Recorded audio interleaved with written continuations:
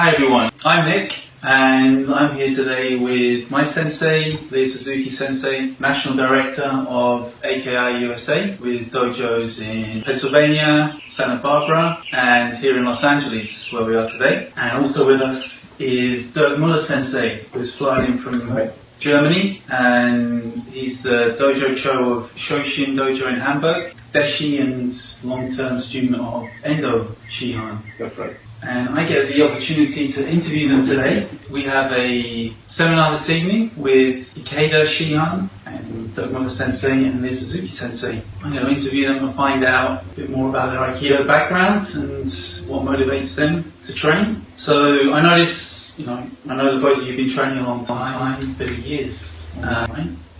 Yep.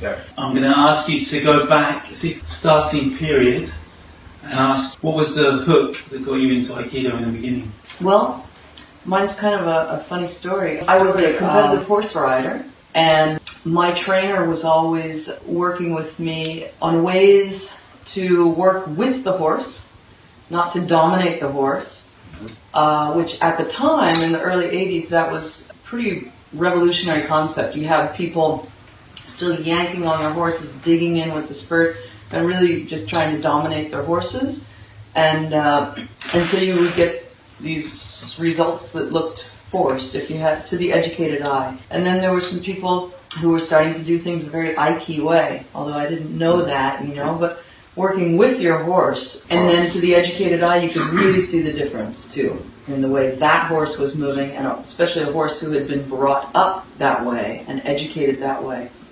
So anyway, I was a competitive horse rider, and then I was about 20 or in my early 20s, and suddenly she disappeared, and I went from about 4 or 5 hours per day, 7 days a week, riding, to no physical activity, and I missed the endorphins, and I had a 1-month vacation starting the next day from university. I'd watched a judo class, a kung fu class, a tai chi class.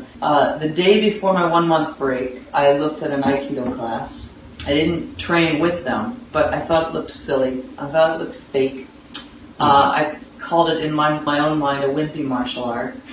And I thought, well, if I don't do something though, I'm going to be really bored for this next month. So I'll just do this stupid wimpy martial art, and then I'll find a real martial art. I'll just do it for 1 month. That was really it. Yeah. That's my story. Wow, and then when you started it, what changed your mind? Yeah, I'm glad you brought me to that. I saw the parallel between this intense riding that I had done, but in a very evolved manner. The riding that I was doing was a more evolved style of riding, which now is much more popular. I saw the parallels between that and the Aikido training. It was very demanding. I was getting great workout, sweating just as much as I had when I was training horses, but things went better when I didn't try to force my partner. And it was really the same, and I was so happy that I found that. Couldn't quit. Okay.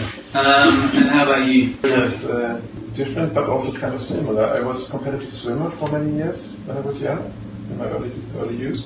I was fascinated by the flow, to be in the water, to move freely in the water. So before I became a competitive swimmer, I was all summer in the water. Later on, I didn't like these competitions anymore. So this competitive aspect, this was really stressful after a while. So I didn't like to swim against somebody.